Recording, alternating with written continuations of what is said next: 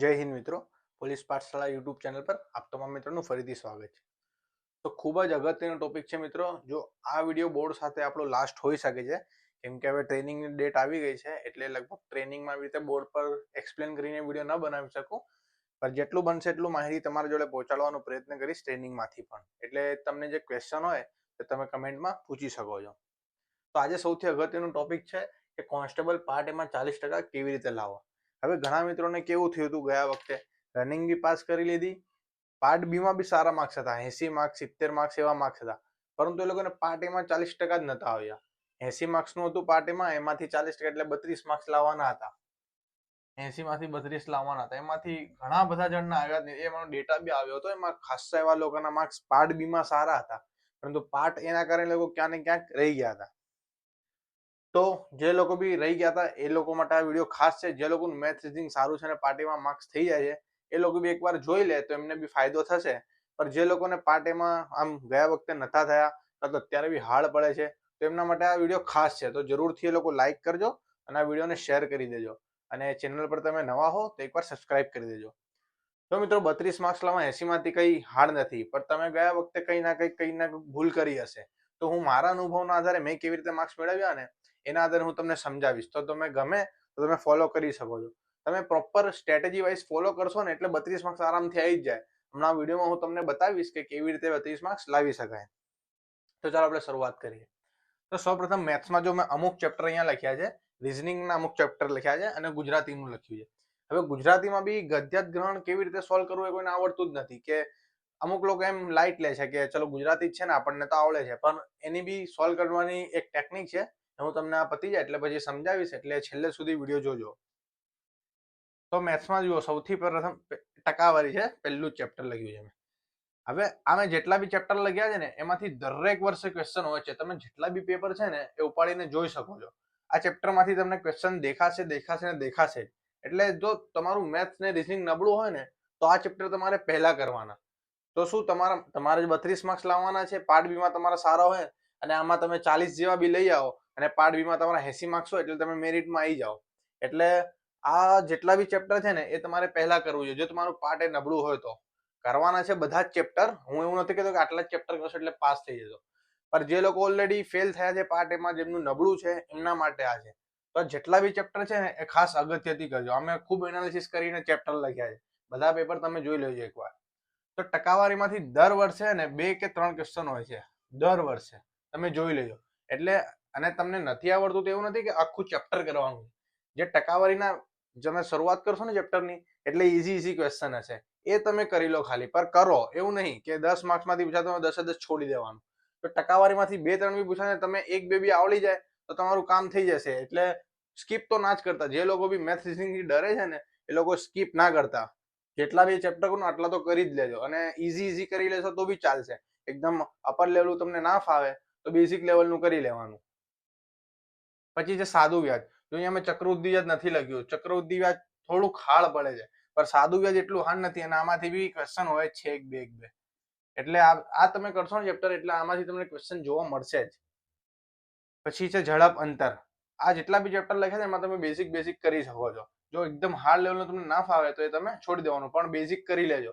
એટલે શું, જેટલા બી પૂછાય તો એમાંથી તમે જે ઘણું સોલ્વ કરી શકો તો તમારો ફાયદો થશે. ઝડપ અંતરમાંથી બી ક્વેશ્ચન હોય છે દર વખતે. પછી કામ અને મહેનતાણું, આમાંથી બી દર વર્ષે ક્વેશ્ચન હોય છે. અને ગયા વખતે પીએસઆઈ અને કોન્સ્ટેબલમાં બંનેમાં એક ક્વેશ્ચન એવું હતું, એવું હોય છે ને કે એક વ્યક્તિ 10 દિવસમાં કામ કરે છે, બીજો વ્યક્તિ 20 દિવસમાં કામ કરે છે. બંને ભેગા મળીને કામ કરે તો કેટલા દિવસમાં કામ પૂરું થાય. હવે એકદમ સિમ્પલ મેથડ છે. હવે આ તમે ચેપ્ટર જોઈને છોડી દો કે ના મારે તો આવડતું જ નહીં, તો પછી ના ચાલે. પણ આવા જો સિમ્પલ હોય કે એ 10 દિવસમાં કરે છે, 20 દિવસમાં કરે છે, બંને ભેગા મળીને કેવી રીતે કરે. આની તો ઘણી શોર્ટ ટ્રીક છે કે બંનેનો ગુણાકાર, નીચે બંનેનો સરવાળો, એવી રીતે ઘણી શોર્ટ ટ્રીકો આવે છે. શોર્ટ ટ્રીકથી તમે કરી લેશો ને તો બી સોલ્વ થઈ જશે.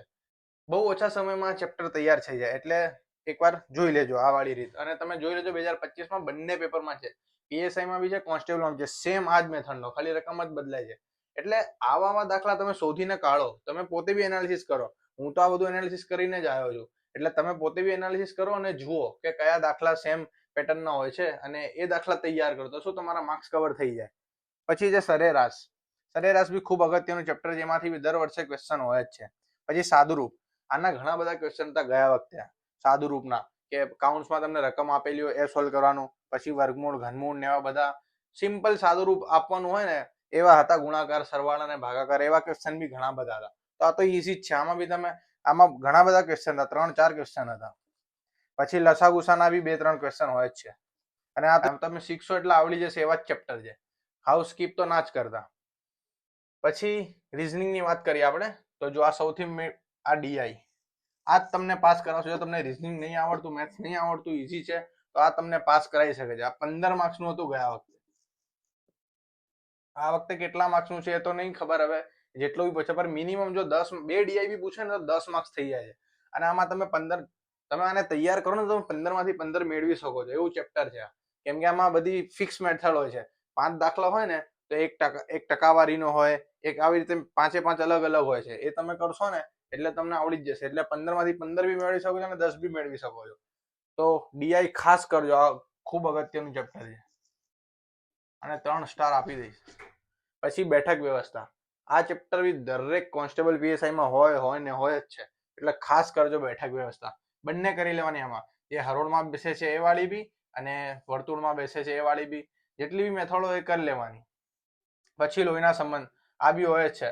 આમાં 2 રીત હોય છે. અમુક સિમ્પલ તમે ડાયાગ્રામ દોરીને કરશો એ વાળી હોય છે, અને એક સ્ત્રી આંગળી ચીંધીને કહે છે એ વાળી મેથડ. એ 2 મેથડ કરી લેજો લોહીના સંબંધમાં.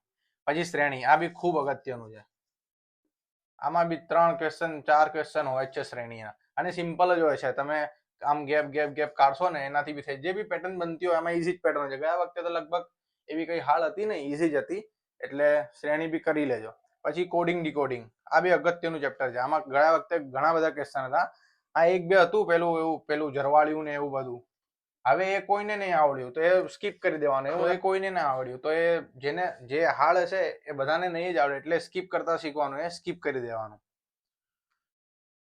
પછી આ મેથ્સના ચેપ્ટર રહી ગયા 3. આ એક નફો ખોટ, આમાંથી બી હોય જ છે ક્વેશ્ચન. એક ઉંમર આધારિત દાખલા. આ 2 ચેપ્ટર બી અગત્યના છે, એટલે કરી લેજો આ ચેપ્ટર બી. નફો ખોટમાંથી બી દર વખતે હોય જ છે ક્વેશ્ચન, અને ઉંમર આધારિત દાખલામાંથી બી હોય જ છે. તો આ મેથ્સ અને રીઝનિંગ. તો જો હવે આમે જેટલા બી ચેપ્ટર લખ્યા ને મિત્રો, એમાંથી તમે 1 2 3 ક્વેશ્ચન બી ગણો ને તો 60 માર્ક્સમાંથી તમે ઓછામાં ઓછા 30 માર્ક્સ તો લાવી જ શકો. આટલા બી તમે કરો ને એટલે 25 થી 30 માર્ક્સ તમારા આમાં કવર થઈ જાય. કેમ કે આ ચેપ્ટર એવા છે ને કે ક્વેશ્ચન હોય જ છે ને, 1 નહીં 2 3 ક્વેશ્ચન હોય છે દરેક આ ચેપ્ટરમાંથી. અને આ 20 માર્ક્સનું તો આખું ગુજરાતી ગ્રામર આ જ છે, ગુજરાતી ગદ્યાત ગ્રહણ જ છે. અને એમાં વ્યાકરણ બી એડ કર્યું છે આ વખતે. કેમ કે ગયા વખતે એવું લખ્યું નતું. હવે સિલેબસમાં તો એટલું જ લખ્યું છે કે ગદ્યાત ગ્રહણ. હવે ગદ્યાત ગ્રહણમાં એ લોકોએ સ્પેસિફિક કીધું નથી કે શું પૂછાય. હવે એકવાર પેપર નીકળ્યું એટલે આપણને ખબર છે કે વ્યાકરણ 10 માર્ક્સનું હતું, એટલે મેં અહીંયા વ્યાકરણ બી લખ્યું છે. અને વ્યાકરણમાં બી શું કરવું, તો જોડણી, પછી છંદ, અલંકાર ને એવા બધું કરી લેવાનું. જે ઉપરનું ઇમ્પોર્ટન્ટ હોય ને એવું બધું કરી લેવાનું. કે આવું હતું, 10 માર્ક્સ જેવું હતું. હવે આ વખતે હોય કે એના પર આપણે તૈયાર રહેવું પડે. આ તો કઈ પૂછી બી નાખે ફરીથી. એટલે વ્યાકરણ બી એકવાર નજર કરી લેવી. અને હવે ગદ્યાત ગ્રહણ કેવી રીતે સોલ્વ કરવું ને, 20 માંથી તમે 10 માર્ક્સ તો આમાં લઈ જ શકો. અને 30 આ અને 20 માંથી 10 આ, એટલે તમે 50% બી ગણો ને એટલે તમારે 40 માર્ક્સ તો આરામથી આવી જાય 80 માંથી. એટલે કઈ હાર્ડ નથી 40% માર્ક્સ લાવવા. જે ગભરાય છે ને તો સૌથી પહેલા તમારી વીક દૂર કરી દો. તમે આવી રીતે સ્ટ્રેટેજી વાઇઝ ફોલો કરો, અગાઉના પેપર જુઓ કે કેવી રીતે ક્વેશ્ચન પૂછાય છે, કઈ મેથડના વારંવાર પૂછાય છે, એ મેથડના દાખલા તમે કરો તો એ પૂછાય ને તો તમારો માર્ક્સ રોકડો થઈ જ જાય. એટલે કઈ હાર્ડ નથી. 40 માર્ક્સ તો તમે ઇઝીલી લાવી શકો. અને પાર્ટ બી માં પછી 80-90 લઈ આવો એટલે તમારો વાંધો ના આવે. તો આ થઈ ગયું કે 40% કેવી રીતે લાવવા. હવે ગદ્યાત ગ્રહણની જે મેથડ છે ને કે કેવી રીતે ગદ્યાત ગ્રહણ કરવું એ હું તમને સમજાવી દઉં છું એકવાર. તો આ છે ગુજરાતી ગદ્યાત ગ્રહણ. હવે આ એવો ટોપિક છે ને જે પૂરેપૂરો તમારા સમજણ શક્તિ ઉપર આધાર રાખે છે. એવું નથી કે હું તમને શીખવાડી દઈશ તો તમને આવડી જશે. આ ચેપ્ટર જે છે એ માત્ર પ્રેક્ટિસ માંગે છે. આ ટોપિકમાં તમે જેટલી પ્રેક્ટિસ કરશો ને એટલો ફાયદો થશે. એટલે તમારી સમજણ શક્તિ ઉપર જ આધાર રાખે છે આખો ટોપિક. એટલે આની જેટલી વધારે પ્રેક્ટિસ થાય એટલી કરી લેજો. મેં આની પ્રેક્ટિસ માટે યુવાની બુક લીધી હતી, જે ત્યાર સમયની જે હતી. એટલે અત્યારે જે 2026ની લેટેસ્ટ હોય એ તમે લઈ શકો છો, કાં તો જે બી જૂની હોય તો જૂની બી લઈ શકો છો, કેમ કે આ માત્ર પ્રેક્ટિસથી જ આવશે. તમે જેટલી એમાં વધારે પ્રેક્ટિસ કરશો એટલી તમારી સમજણ શક્તિ વધારે થશે. તો પ્રેક્ટિસ ખાસ કરજો. હવે આ સોલ્વ કેવી રીતે કરો, તો હું મારી રીત બતાવું છું કે હું કેવી રીતે સોલ્વ કરતો હતો. સૌ પ્રથમ પ્રશ્ન વાંચવા. તમને થોડુંક અલગ લાગશે, પણ એકવાર તમે ફોલો કરીને જોજો. જો તમને સારું લાગે તો પછી આને એપ્લાય કરજો. તો ઉપર ફકરો આપેલો છે અને નીચેના ક્વેશ્ચન આપેલો છે. તો તમારે સૌપ્રથમ ફકરો નથી વાંચવાનો, સૌપ્રથમ પ્રશ્ન વાંચવાના. તમે પ્રશ્ન વાંચશો ને એટલે ઓટોમેટિક તમને એક આઈડિયા આવી જશે કે હા, આમાં આ ક્વેશ્ચન પૂછ્યા છે તો ફકરામાં કંઈક આવી વાર્તા હશે, આ કહેવા માંગતું હશે. તમે પ્રશ્ન વાંચશો એટલે ઓટોમેટિક તમને બેઝિક આઈડિયા આવી જશે કે ફકરો શેના વિશે છે. ખાલી પ્રશ્નથી જ તમને એટલો આઈડિયા આવી જશે. પણ પહેલા તમે ફકરા વાંચશો પછી શું થશે કે પહેલા તમે ફકરો વાંચી લેજો, પછી તમે પ્રશ્ન વાંચવા આવશો ને એટલે ઉપરનું પાછું ભૂલાઈ જશે, એટલે ફરી તમે વાંચવા જશો. હવે આમાં શું થશે, તમે પહેલા પ્રશ્ન વાંચી લેશો ને એટલે તમને થોડું ઘણું આઈડિયા આવી જશે કે હા, આવા પ્રશ્ન છે. એટલે તમે જ્યારે વાંચશો ને તો અડધા તો તમે વાંચતાની સાથે જ એમાં તમને આન્સર મળી જશે. અને જેના ના મળે એમાં શું કરવું, પછી જો પહેલા પ્રશ્ન વાંચી લીધા પછી ફકરાનું વાંચન કરવું. અને વાંચન કરતી વખતે જે તમે પ્રશ્ન વાંચ્યા હોય ને એમાં અમુક કીવર્ડ આપેલા હોય એમાં, જેમ કે એવું પૂછે તમે કે માનવીના કેન્દ્રમાંથી શું ખસી ગયું છે, એવું તો શું ખસી ગયું છે એ કીવર્ડ થયું. તો એ ખસી ગયું છે ને ઉપર ફકરામાં જ લખેલું હશે, એટલે તમે વાંચો ને તો એને આમ હાઇલાઇટ કરી દેવાનું, ખસી ગયું. કેમ કે તમને પ્રશ્ન વાંચેલા છે એટલે યાદ છે કે હા ખસી ગયું, કે મેં નીચે વાંચ્યું હતું. તેનો આન્સર તમને તરત જ મળી જશે, એમાં તમારો સમય નહીં બગડે. આમાં મેન જે છે એ સમય ના બગડવું જોઈએ તમારું. 3 કલાકમાં તમારે આખું પેપર અટેમ્પ્ટ થઈ જવું જોઈએ. તો આવી રીતે તમે સોલ્વ કરજો તો તમને ફાયદો થશે. આ મેં મારી રીત કીધી, બહુ આ જે રીત છે ને એકદમ ઈઝી છે. તો ફરી એકવાર કહી દઉં, સૌપ્રથમ પ્રશ્ન વાંચવાના, પછી ફકરાનું વાંચન કરવાનું. અને ફકરાનું વાંચન કરતી વખતે જે તમે ક્વેશ્ચન વાંચ્યા હોય ને એમાં જે કીવર્ડ હોય એ કીવર્ડ તમને ફકરામાં મળે ને એને આમ લીટી કરતી જવાની, એટલે તમને આન્સર ઓટોમેટિક મળી જશે. હવે આ તો સમજણ શક્તિનો જ વિષય છે આખો, એટલે એ તમારી સમજણ શક્તિ ઉપર જ આધાર રાખે છે. અને આ 20 માર્ક્સનું છે ને, એટલે જો તમે આમાં ઈચ્છો તો 20માંથી 20 લઈ શકો છો. આ એવો ટોપિક છે. પણ આમાં હું જેને નથી આવડતું એની વાત કરું છું, એને 10નો ટાર્ગેટ તો રાખવાનો જ છે પાર્ટ એમાં. 10 કાં તો 15 આટલો તો તમે લાવી જ શકો છો. અને ખાસ વ્યાકરણ બી આનું એકવાર કરી લેજો. તો આ હતું ગુજરાતી ગદ્યાર્થ ગ્રહણ. તો બસ આ હતું આજનો ટોપિક. હવે નેક્સ્ટ ટોપિક તો લગભગ ખબર નહીં, હવે ટ્રેનિંગ શરૂ થઈ જશે એટલે કહી ના શકાય. એટલે ત્યાંથી બી હું જેટલું બનશે એટલી માહિતી તમારી જોડે શેર કરીશ જ. પણ જો તમે ચેનલ પર નવા હો તો સબસ્ક્રાઇબ કરીને રાખજો ખાસ. આપણા સબસ્ક્રાઇબર હવે વધી જ નથી રહ્યા. વિડીયોના વ્યૂઝ આવે છે પણ કોઈ સબસ્ક્રાઇબ નથી કરી રહ્યું. આપણો મેઇન ધ્યેય એ છે કે યુટ્યુબના માધ્યમથી વધારેમાં વધારે લોકો જોડે આપણી વિડીયો પહોંચે, એટલે હું તમને સબસ્ક્રાઇબ કરવાનું કહું છું. સબસ્ક્રાઇબ કરવાના કોઈ પૈસા નથી, ના હું તમારી જોડે કંઈ પૈસા લઉં છું. એટલે ખાસ સબસ્ક્રાઇબ કરી લેજો અને વિડીયોને શેર કરી દેજો. તો મળીશું નવા ટોપિકમાં નવા વિડીયો સાથે. ત્યાં સુધી બધા મિત્રોને જય હિન્દ, જય ભારત.